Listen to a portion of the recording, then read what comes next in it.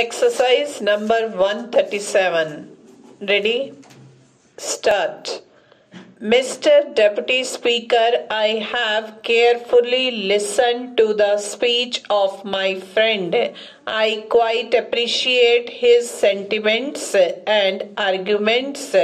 His speech appears to be more of an evaluation of the family planning program. He feels that the states which I have failed to implement the family planning should be punished, and those which have implemented it faithfully should be given bonus. I would certainly join him in the plea for bonus to states which implemented the family planning program. I do appreciate his view that states which have failed to implement the family planning program should be punished. From the figures he gave, he has made out a good case for bonus for his state, but his speech appears to be more in the nature of a grievance against the Finance Commission. I concede his point that the Finance Commission has laid down certain criteria which should not have been changed from time to time. I also appreciate the viewpoint expressed regarding the Fourth Finance Commission for getting more allocation on the basis of collection backwardness of the state and other good things which your state has done. You should have raised your voice perhaps a little more loudly and strongly in order to get more allocations. His speech appeared to have a political grievance regarding language and quota in the services because the southern states are reduced in population. They may not be able to raise their voice whenever the language question is taken up in this house or outside.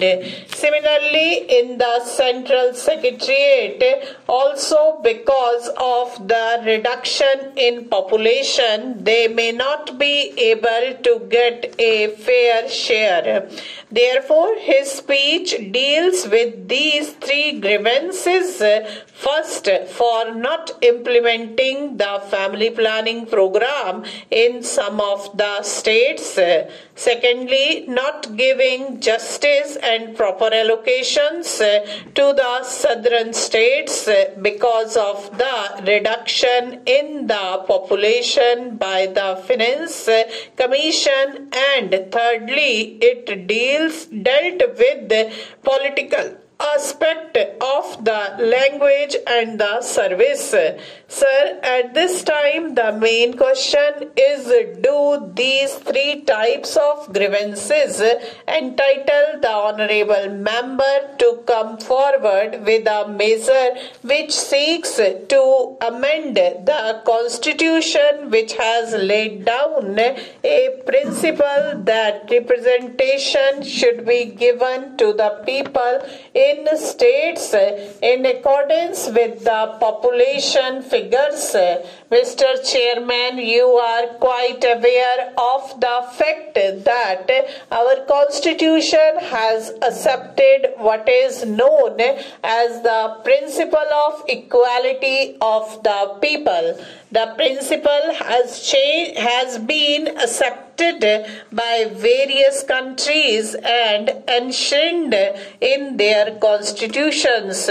The founding fathers of our constitution have also accepted the principle of equality of the people and that representation to be given in accordance with the population of a particular state in the legislatures and in parliament. Should we give up that principle? Is it a new phenomenon so far as our country is concerned, namely because of the reduction in population we should go back to the outdated census report of 20 or 30 years back? Have the other countries given up this principle of equality of the people?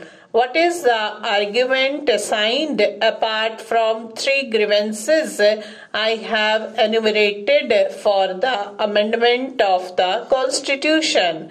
My first submission, therefore, is that these grievances are not sufficient enough to amend the Constitution and uphold the principle of equality of the people enunciated and incorporated in the Constitution under Article 81 and 82. While I presume that honorable members may be aware of similar provisions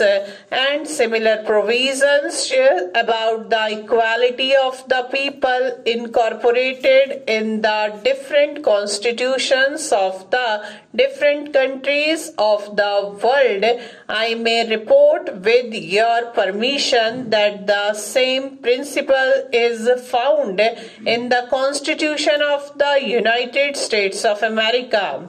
Article 1 Section 2 of that Constitution provides that for enumeration of census at the interval of only 10 years in such a manner as the Congress may by law direct, and the representation of the people should be given in accordance with the population existing in a particular state. This principle is there in the Constitution of the USA. The same principle is found for giving representation to the people in accordance with the population basis in the Constitution of the USSR. I have forgotten that article. Of course, the basis of the working of a people's democracy is totally different according to that article.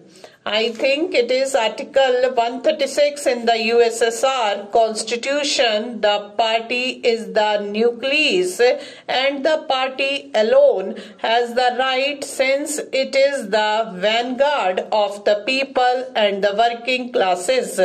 Therefore, in a sense, representation is given to the people may be according to the party basis, but the fact remains that the population of the people has been taken into consideration even in giving representation of autonomous states or the federal state. That is the Constitution of Russia. Stop.